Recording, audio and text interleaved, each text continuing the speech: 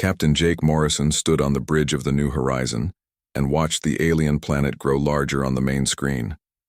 After 6 months of travel through space, they had finally reached Zephyr Prime. This was humanity's first real chance to make friends with another intelligent species. "Sir, we're getting a signal from the planet," said Amy Rodriguez from her station. She was the best communications officer in the fleet, young but very smart. "They're speaking in their own language, but the computer is starting to translate." Jake nodded and walked closer to the screen. Behind him, Dr. Lisa Park was already working at her console. Lisa was Earth's top expert on alien languages and cultures. She had spent years preparing for this moment. "They're welcoming us," Lisa said, looking up from her work. "They want us to land near their main city. They sound excited to meet us." Commander Ryan Blake, the ship's tactical officer, looked worried. "Captain, we should be careful. We don't know anything about their weapons or their real intentions." Jake understood Ryan's concern. They were alone, far from Earth, with EO, no backup coming. But this was why they had come so far. "We knew the risks when we left Earth. Humanity needs allies out here among the stars." The New Horizon entered the planet's atmosphere slowly. Through the clouds, they could see an amazing sight. The alien city was made of tall crystal towers that caught the light of the alien sun and threw rainbows across the sky. Ships that looked like silver birds flew between the towers. "I've never seen anything so beautiful," Amy whispered. They landed in a large open area near the city. Jake put on his best uniform and checked his sidearm. Lisa carried her translation device and cultural notes. Ryan and a small team of Marines would come along for protection.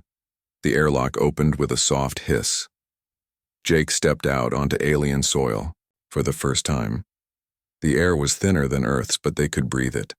The gravity was a little lighter too, making each step feel strange. A group of aliens was waiting for them.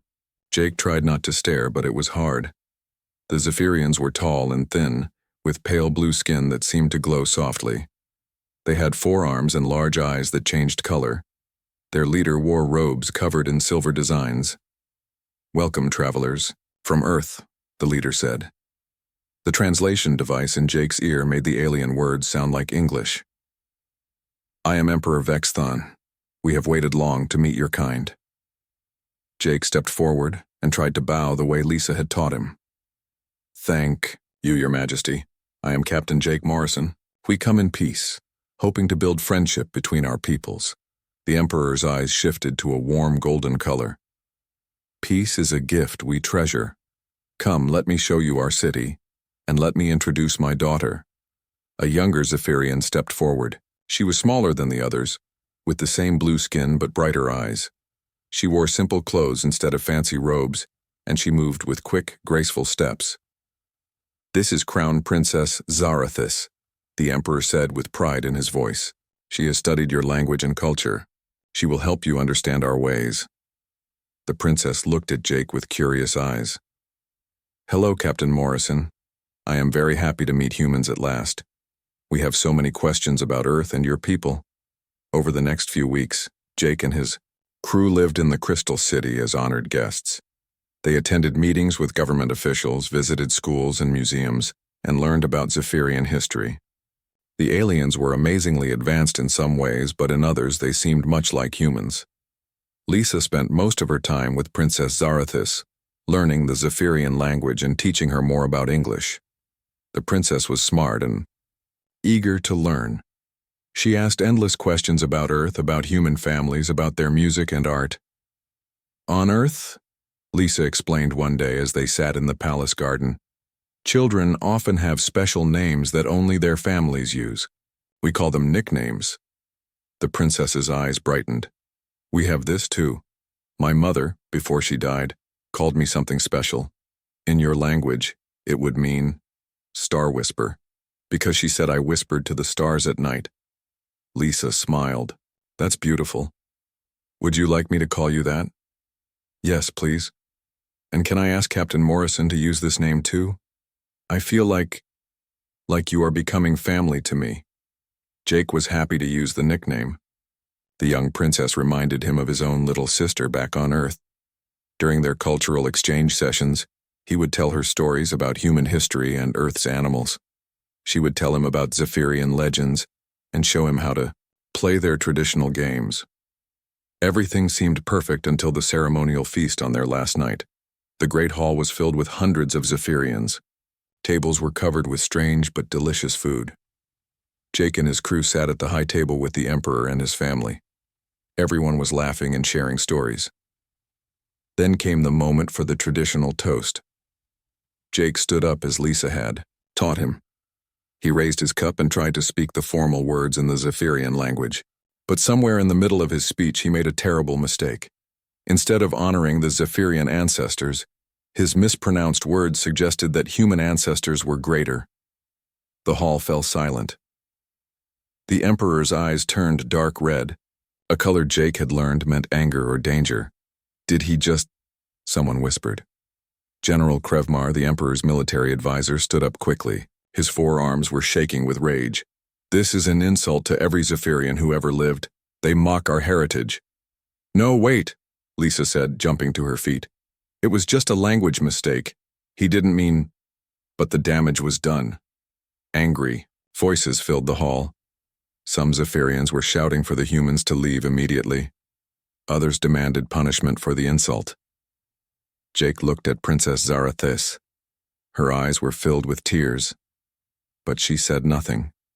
The Emperor raised one hand for silence. Captain Morrison, he said in a cold voice, you and your people will leave our world tomorrow. This friendship is over.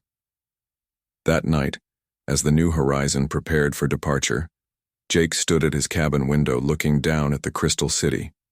He could see lights moving in the palace towers. Somewhere down there, Star Whisper was probably crying, and there was nothing he could do to fix what had gone wrong. The ship lifted off at dawn. As they climbed toward space, Amy picked up one last transmission from the planet. It was Princess Zarathis speaking in English. Goodbye, Jake. I hope someday we can be friends again. Jake closed his eyes. He hoped so too, but he had a terrible feeling that this was just the beginning of something much worse. 3 years had passed since the New Horizon left Zephyr Prime in disgrace. Jake Morrison, now Admiral Morrison, stood on the bridge of the battleship Defiant and watched enemy ships approaching through the darkness of space. The small diplomatic mistake had grown into something terrible. Humanity was now fighting for its very survival. The first attacks had come 6 months after the failed diplomatic mission. Zephyrian warships appeared at human colonies without warning. Their weapons were far superior to anything humanity had. Entire settlements were destroyed in minutes. The lucky colonists managed to escape in cargo ships and mining vessels. The unlucky ones never got the chance to run. Admiral, we have 12 enemy ships on approach, reported Lieutenant Ben Carter from the tactical station. Ben was young but experienced now, having survived 3 major battles in the past year. They're flying in their standard attack formation. Jake nodded grimly. He had learned to read Zephyrian battle tactics the hard way, through countless fights and too many losses. Signal the fleet. We'll use the Morrison Gambit. Hit them fast, then scatter before they can respond with their heavy weapons. The Defiant shook as enemy fire struck its shields. Through the viewport, Jake could see the alien ships. They were beautiful and deadly, shaped like silver crescents with glowing blue engines. Each one carried enough firepower to destroy a human city. Dr. Lisa Park worked frantically at her station in the ship's war room, far below the bridge. She was no longer just a linguist studying alien culture. Now she was Earth's leading expert on Zephyrian military psychology. Her job was to predict what the enemy commanders would do next. Admiral, Lisa's voice came through the comm system. I'm reading their formation patterns. This isn't their usual attack group. These ships are flying like Princess Zarathis trained them. She might be commanding this battle herself. Jake's heart sank. He had hoped never to face his former friend in combat, but the war had made enemies of everyone. Reports from other battles described a Zephyrian commander known as the Crimson Blade, a warrior princess who never lost a fight. The description always made Jake think of the bright young girl who had called herself Star Whisper. The space battle was brutal and short.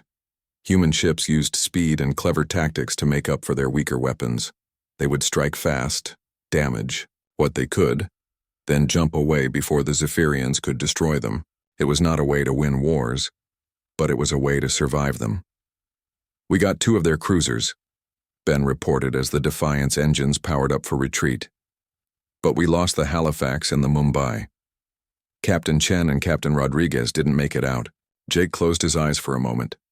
2 more ships, 2 more crews, 2 more friends lost to this endless war. Every victory came at a price humanity could barely afford to pay.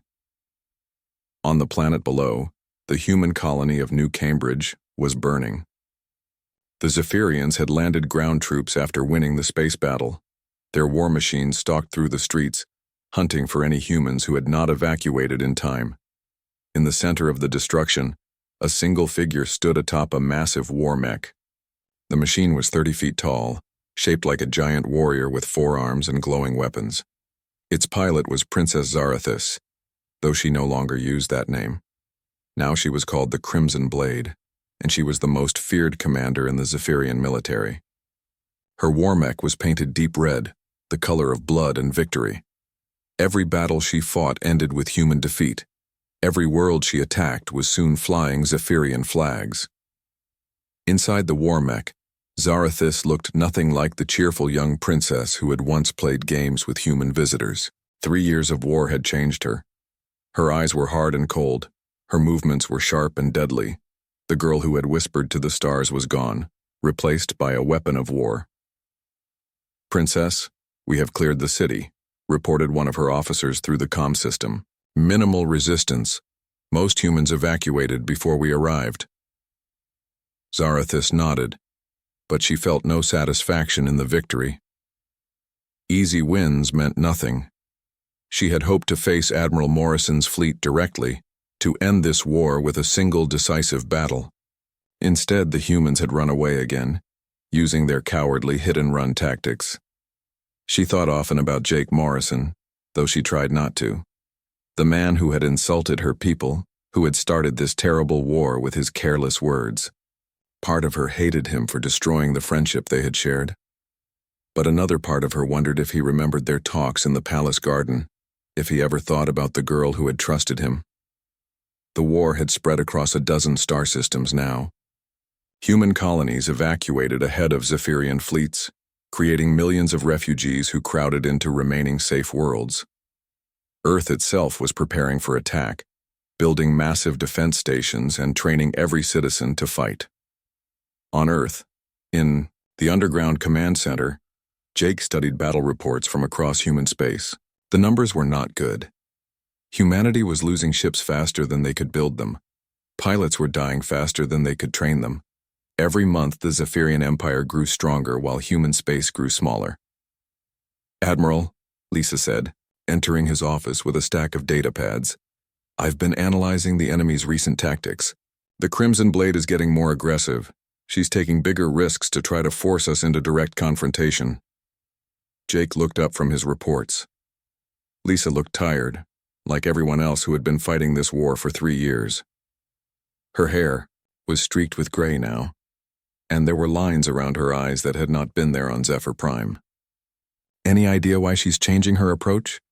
"I think," Lisa said carefully, "she's getting frustrated with our retreat tactics.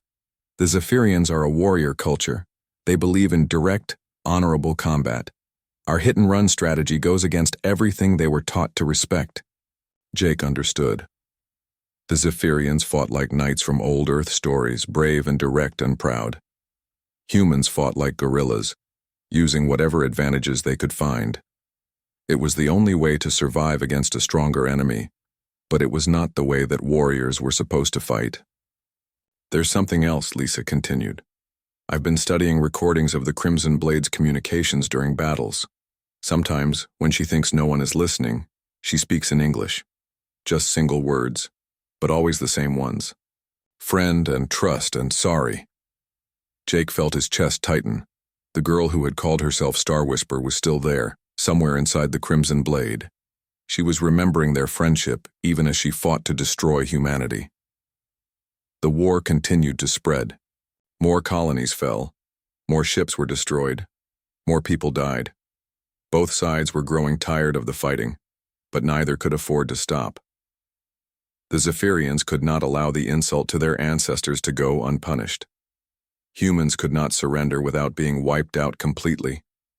In space battles across the galaxy, Jake and Zarathis played a deadly game of chess. He would appear with his fleet, strike fast, and disappear before she could respond. She would chase him to the next system, only to find that he had already moved on. Each battle left both sides weaker, but neither could find a way to end the war. Late at night, alone in his cabin, Jake sometimes wondered what would have happened if he had pronounced those ceremonial words correctly. Would he and Star Whisper still be friends? Would humanity have a powerful ally instead of a deadly enemy? But it was too late for such thoughts. The war had taken on a life of its own. Even if Jake and the princess wanted to make peace, their own people would not let them. Too much blood had been spilled. Too much hatred had grown between the two species. The only thing left to do was keep fighting and hope that somehow, someday, the killing would end. The largest human colony in the outer systems was about to die. New Terra had been humanity's shining jewel, a world with blue oceans and green forests that reminded everyone of Earth. Now smoke rose from burning cities while alien ships filled the sky like angry storm clouds. Admiral Jake Morrison stood in the command center deep beneath New Terra's capital city. Around him, officers and technicians worked frantically at their stations, trying to coordinate the defense of a world under attack. The reports coming in were all bad. "Sir, the orbital defense platforms are down to 30% capacity," reported Major Kate Williams, the colony's defense coordinator. "We've lost contact with the northern continent entirely. The Zephyrians have landed at least 50,000 ground troops." Jake stared at the tactical display showing enemy positions across the planet. Red dots marked Zephyrian forces, and there were far too many of them. Blue dots showed human defenders, and those were disappearing fast. "How long until the relief fleet arrives?" Jake asked. "Admiral Clark's ships are still 6 hours out," Kate replied. "Even then, he only has 30 vessels. The Zephyrians have over 200 ships in orbit." Jake nodded grimly. Earth had sent everything it could spare, but it would not be enough. This battle would decide whether humanity had a future in this part of the galaxy. Above ground, the city was a war zone. Lieutenant Ben Carter led his squad of Marines through rubble-filled streets, hunting for Zephyrian ground troops. The aliens were good soldiers, disciplined and well-equipped, but they fought like they were still back on their homeworld. Humans had learned to be sneaky.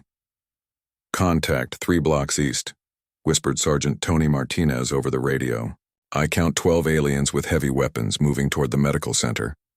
Ben signaled his team to take cover behind the ruins of a shopping center. Through his scope, he could see the Zephyrian soldiers advancing in perfect formation. They moved like they were on parade, not like they were in a deadly urban battle. "Wait for them to reach the intersection," Ben told his team. "Sarah, you take the left side. Mike, cover the right. I'll handle the heavy weapon guy in the middle." "Sergeant." Sarah Johnson checked her rifle and nodded. She had been fighting Zephyrians for 2 years now, ever since her home colony was attacked. She knew their tactics and their weaknesses. They were individually stronger and better armed than humans, but they did not adapt well to chaos. The trap worked perfectly. When the Zephyrian squad reached the intersection, Ben's team opened fire from 3 directions at once. The aliens tried to form a defensive circle, but human bullets came from windows, doorways, and rooftops. Within minutes, the entire enemy squad was down. "Good work," Ben said into his radio. "Reform on me. We need to check the medical center and then move to the next sector." But even small victories like this were not enough. For every Zephyrian squad the humans destroyed, 2 more landed from the ships overhead. The aliens had better weapons, better armor, and unlimited reinforcements. Humans had courage and desperation, but those were not enough against such overwhelming odds. In space above New Terra, the battle was just as one-sided. Captain Danny Lee piloted his fighter through swarms of enemy craft, trying to protect the few human ships still fighting. His squadron had started the battle with 20 fighters. Now only 6 were left. "Danny, you've got 3 aliens on your tail," warned his wingman, Lieutenant Amy Scott, over the radio. Break left now. Danny threw his fighter into a sharp turn, feeling the G-forces try to crush him into his seat. Alien energy beams flashed past his cockpit, close enough to light up his warning systems. He spun his ship around and fired back, but the Zephyrian fighters were too fast and too well shielded. "I can't shake them," Danny called out. "Amy, I need help here." But Amy was fighting her own battle against two enemy fighters. Across the battlefield, human pilots were outnumbered 5-1. They flew older ships with weaker weapons, and they were running out of fuel and ammunition. It was only a matter of time before the last defenders were overwhelmed. On the ground, the final assault was beginning. The most feared Zephyrian commander had arrived to finish the battle personally. The Crimson Blade's massive war mech strode through the burning city like a giant made of metal and death. Princess Zarathis sat inside the machine's control center, watching the destruction through electronic eyes. Part of her felt sick at the sight of burning buildings and fleeing civilians. But she pushed those feelings away. This was war. This was what humans had forced her people to do. "Princess, we have located the enemy command center," reported General Krevmar over the comm system. "It's heavily defended, but nothing our forces cannot handle." Zarathis studied the tactical display. The human command bunker was deep underground, protected by automated defenses and a regiment of their best soldiers. Taking it would cost hundreds of Zephyrian lives, but it would end the battle and maybe even the war. "I'll take the command center personally," she decided. "Order all ground forces to support my assault. Leave no human alive who carries a weapon." Her war mech began moving toward the city center, its massive feet crushing abandoned cars and debris. Behind her, thousands of Zephyrian soldiers advanced in formation. The final battle for New Terra was about to begin. Deep in the command bunker, Jake watched the enemy approach on his screens. He could see the Crimson Blade's war mech leading the assault, and he knew who was piloting it. After 3 years of war, he and the princess had never faced each other directly. Now that moment had finally come. "Sir, all our surface defenses are down," reported Major Williams. "The aliens will be at our main entrance in 10 minutes. Jake looked around the command center. 50 of his best people were still at their posts, trying to coordinate the defense even though the battle was clearly lost. They deserved better than this. They deserved to live. "Begin evacuation protocol 7, Jake ordered. "Get all non-essential personnel to the emergency tunnels. Send word to Admiral Clark to stay away from this system. There's nothing left here worth saving." "What about you, sir?" asked Major Williams. Jake checked his sidearm and picked up his rifle. "Someone has to slow them down. Maybe buy enough time for the civilians to escape." He walked toward the bunker's main entrance, where his best soldiers were preparing for a last stand. These were men and women who had followed him through 3 years of losing battles, who had never given up hope even when everything seemed hopeless. "Listen up," Jake told them. "We're probably going to die today, but every minute we hold this position is another minute for civilians to reach the escape ships. Every alien we stop here is one that won't be chasing refugees across the galaxy. Make it count." Above them, the Crimson Blade's war mech began tearing through the bunker's outer defenses. Automated guns fired at it uselessly, their bullets bouncing off its armored hull. Blast doors that were meant to stop tanks were ripped apart like paper. Inside her machine, Zarathis felt a strange mixture of excitement and dread. She was about to face Admiral Morrison, the man who had started this war, the friend who had become her greatest enemy. 3 years of fighting were about to end with a single confrontation. But as her war mech broke through the final barrier and entered the command center, she found herself hesitating. Through the machine's sensors, she could see human soldiers, taking cover behind overturned tables and computer stations, and there, in the center of them, stood a man she recognized even after all these years. Jake Morrison looked older now, with gray in his hair and lines on his face. But his eyes were the same ones that had looked at her with friendship and kindness on Zephyr Prime. For a moment she was not the Crimson Blade. She was just Star Whisper, remembering a time when the galaxy had seemed full of hope instead of death. Then the moment passed and the war mech's weapons powered up for the final attack. The command center shook as the Crimson Blade's war mech stepped through the broken wall. Pieces of concrete and twisted metal fell from the ceiling. Emergency lights cast strange shadows across the room, making the massive alien machine look even more terrifying. Jake Morrison stood behind an overturned table, his rifle raised but not yet firing. Around him, his soldiers waited for orders. They knew they could not win this fight, but they would not run. This was their final stand. Inside the war mech, Princess Zarathis looked down at the human defenders through her machine's sensors. The weapon systems were fully charged and ready to fire. She could end this battle with a single command, could kill every human in the room in seconds. But she hesitated. Through the electronic displays, she could see Admiral Morrison clearly. He looked older, tired from years of war, but his stance was still proud and defiant. This was the man who had insulted her people, who had forced her to become a weapon of war, who had caused so much death and destruction. So why could she not give the order to fire? "Princess, what are your orders?" asked General Krevmar through the comm system. "Should we take prisoners or eliminate all resistance?" Zarathis did not answer immediately. Her 4 hands moved over the control panels, but she could not bring herself to activate the weapons. Something inside her was fighting against 3 years of training and hatred. Jake lowered his rifle slightly.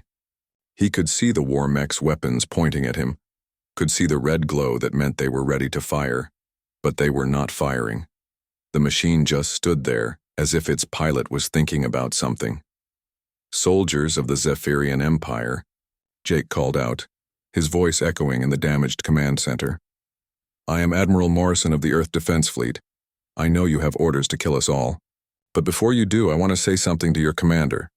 The war mech's sensors focused on him. Jake could almost feel the alien princess watching him through her machine's electronic eyes. "I know who you are," Jake continued, speaking directly to the war mech. "I know the person inside that machine, and I know that this is not who you wanted to become." Inside the war mech, Zarathis felt her heart's racing. How could he know? How could he still see the girl she used to be, buried beneath years of war and death? "Admiral Morrison," she said, her voice coming through the machine's external speakers. "You are in no position to talk about what I wanted to become. You destroyed my dreams of peace when you insulted my ancestors." "It was a mistake," Jake replied, stepping out from behind the overturned table. His soldiers tried to stop him, but he waved them back. "A stupid, terrible mistake with words I barely understood. I never meant to dishonor your family or your people." "Intentions do not matter," Zarathis said, but her voice was not as steady as it should have been. "Actions matter. Consequences matter. Your mistake started a war that has killed millions." "Yes," Jake agreed, "and I have to live with that every day. Every human who died in this war. Every Zephyrian who never made it home, they're all on my conscience. But what about you? Is this what your mother would have wanted? Is this what Star Whisper dreamed about when she looked at the stars?" The name hit Zarathis like a physical blow. No one had called her that in 3 years. No one except Jake had ever known that secret name.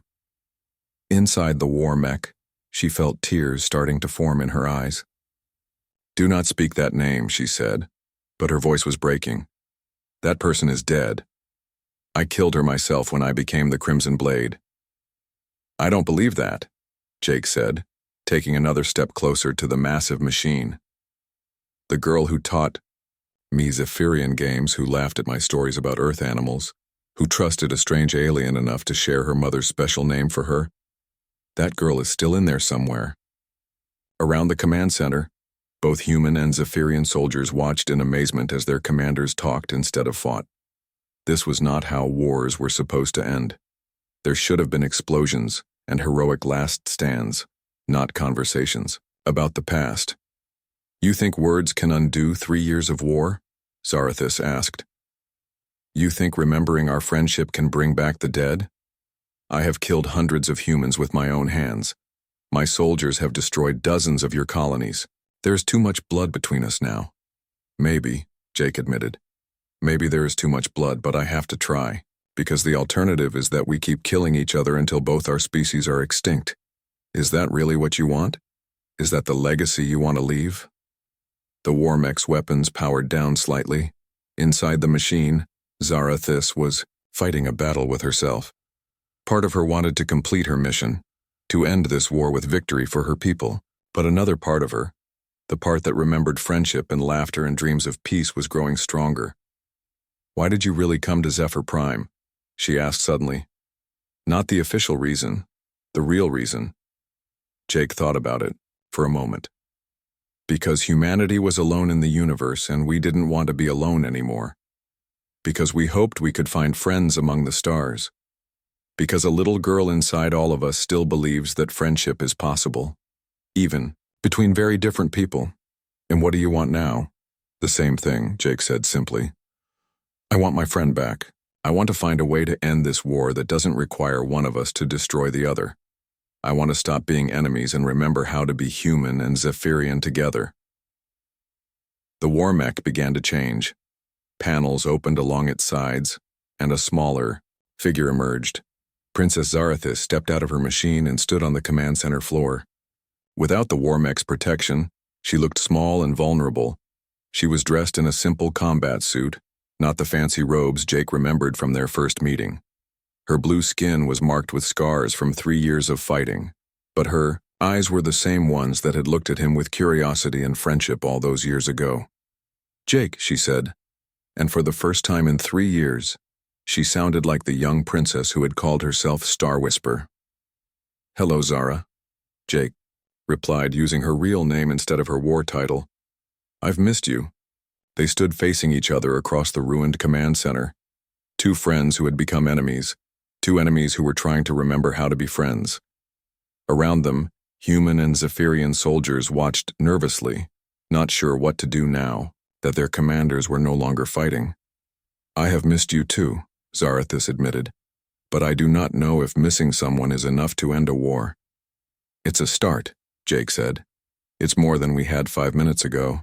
The princess looked around the destroyed command center, at the human soldiers who were not shooting at her own troops who were waiting for orders that she could not give. "Even if we wanted peace," she said, "our governments would never allow it. Too many people have died. Too much hatred has grown. They would call us traitors to our own species." "Then we'll have to prove them wrong," Jake said. "We'll have to show them that friendship is stronger than hatred, that peace is better than war, even if it costs us everything." Princess Zarathis closed her eyes and thought about her mother, who had called her Star Whisper because she talked to the stars. She thought about the dreams she had once had, before the war turned her into a weapon. When she opened her eyes again, she was no longer the Crimson Blade. She was just a young woman who was tired of fighting and ready to try something that seemed impossible. "Star Whisper," she said quietly. "Call me Star Whisper again, just once." Jake smiled for the first time in 3 years. "Hello, Star Whisper. Ready to change the galaxy?" The silence in the command center stretched for long minutes. Human soldiers kept their weapons trained on Zephyrian troops, who kept their weapons trained right back. Everyone was waiting to see what their commanders would do next. "Lower your weapons," Jake ordered his people. "All of you, stand down." "Sir?" asked Lieutenant Ben Carter, confused. "Are you sure about this?" "I'm not sure about anything," Jake admitted. "But I'm tired of being sure that killing each other is the only option." Princess Zarathis looked at her own soldiers through the broken wall. They were waiting for orders, ready to complete their mission and destroy every human in the bunker.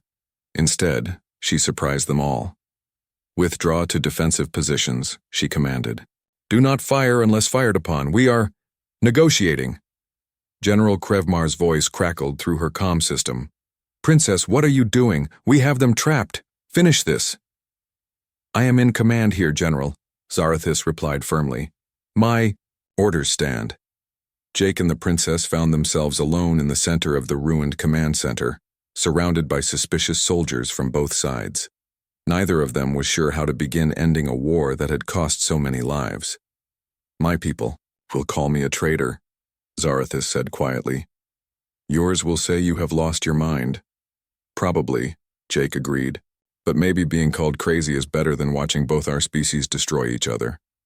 Over the next hour they talked, not as admiral and princess, not as enemies, but as two people who remembered what friendship felt like. Jake told her about the human colonies that had been evacuated, about the refugees crowding onto every remaining safe world. Zarathis told him about the young Zephyrian soldiers who would never see their home world again, about the families torn apart by endless war. There is something else, Zarathis said eventually. Something I learned during the war that I need to know. The diplomatic incident that started all this, it was not an accident. Jake looked at her sharply. What do you mean? General Krevmar admitted it to me after the Battle of Centauri. He and others in our military had been planning for war with humans before you ever arrived on Zephyr Prime. They wanted to test your species, to see if you would be easy to conquer. Jake felt his stomach turn cold. And on the human side? Check your own government's communications from that time, Zarathis suggested. I think you will find that some of your leaders were also preparing for war. There are powerful people on both sides who profit from conflict. Jake thought about the defense contractors who had made billions selling weapons to the human military.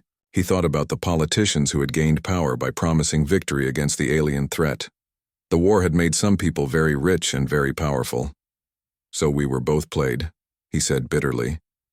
Set up to hate each other so that others could benefit from the fighting.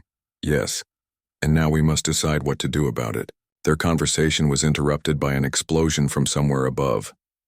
The orbital battle was still raging, and more human ships were dying every minute. Even if Jake and Zarathis could find peace, the war would continue without them unless they acted quickly. I have an idea, Jake said. But it's dangerous. If it fails, we'll both be dead and the war will be worse than ever. Tell me. Jake activated the command center's emergency broadcast system. His voice would be transmitted to every human and Zephyrian ship in the system, to both fleets that were trying to destroy each other in orbit above New Terra. Attention all vessels, he began. This is Admiral Morrison of the Earth Defense Fleet. I am ordering an immediate ceasefire. All human ships stop firing and withdraw to safe distance. Confused voices filled the comm channels as human captains tried to understand why their commanding admiral was ordering retreat in the middle of battle. Zarathis took a deep breath and activated her own fleet communications. Attention all, ships of the Zephyrian Empire. This is Crown Princess Zarathis. I order you to cease fire immediately and move to defensive positions only. Princess, what is happening? Demanded General Krevmar. Why are you stopping the attack? Because the war is over, General. At least for now. The next few hours were the most dangerous of Jake and Zarathis's lives. Both human and Zephyrian commanders demanded explanations. Some threatened to ignore the ceasefire orders and continue fighting. It took all of Jake's authority and all of Zarathis's royal rank to keep their forces from starting the battle again. But slowly, carefully, they began to build something that had not existed for 3 years, a chance for peace. We cannot just stop fighting and pretend the war never happened, Zarathis pointed out. Too many people have died. There must be justice, and there must be truth, Jake added. Both our peoples need to know how they were manipulated into this war. They began by sharing intelligence. Jake showed Zarathis the human government communications that revealed the war profiteers who had pushed for conflict. Zarathis shared evidence of the Zephyrian military conspiracy that had sabotaged the original peace mission. The evidence was damaging to powerful people on both sides. Some would be arrested, others would lose their positions. The truth would hurt, but it was the only foundation on which real peace could be built. There will be trials, Jake said. People who started this war for profit should pay for what they did. Agreed. But what about us? What about the soldiers who followed orders and killed in good faith? What about the civilians who lost their homes? That was the harder question. How do you heal the wounds of an entire war? How do you rebuild trust between species that have been taught to hate each other? One person at a time, Jake decided. One friendship at a time, one act of kindness at a time. They started small. Human medical teams were allowed to treat wounded Zephyrian soldiers. Zephyrian engineers helped repair the damage to New Terra's cities. Former enemies worked side by side, slowly learning to see each other as people instead of targets. It was not easy. Many humans refused to trust their former attackers. Many Zephyrians saw cooperation as weakness. There were fights and arguments and moments when the fragile peace almost broke apart. But Jake and Zarathus kept working. They held joint press conferences, explaining the truth about how the war started. They visited refugee camps together, showing that human and Zephyrian leaders could work as partners. They made mistakes and faced criticism from their own peoples, but they did not give up. 6 months later, they stood together on the observation deck of a space station orbiting New Terra. Through the viewport, they could see human and Zephyrian ships working together to rebuild the planet's damaged orbital facilities. "It is not perfect," Zarathus observed. "There are still people on both sides who want to resume fighting." "But it's better than war," Jake replied. "It's a chance for both our species to have a future." "Do you think it will last?" Jake watched. A human transport dock with a Zephyrian supply ship, their crews working together to transfer medical supplies to the planet below. "I think it will last as long as people like us keep working to make it last. As long as we remember that friendship is possible even between very different people." Zarathus smiled, and for a moment she looked like the young princess who had once been called Star Whisper. "My mother used to say that the stars shine brightest when they shine together. I think she would be proud of what we have built." "I think she would be proud of who you became," Jake said. "Not the Crimson Blade, but the person who chose peace over war even when it was harder." They stood together in comfortable silence, watching the ships work together in the space between their worlds. The war was not completely over. It would take years to heal all the wounds and rebuild all the trust. But for the first time in 3 years, both species had hope for a future that did not require the destruction of the other. Sometimes, Jake thought, the most important victories were not won with weapons or strategy. Sometimes they were won by two friends who remembered how to trust each other, even after everything that had tried to tear them apart. The stars continued to shine in the darkness, and humans and Zephyrians worked together beneath their light, building something better than the war that had nearly destroyed them both.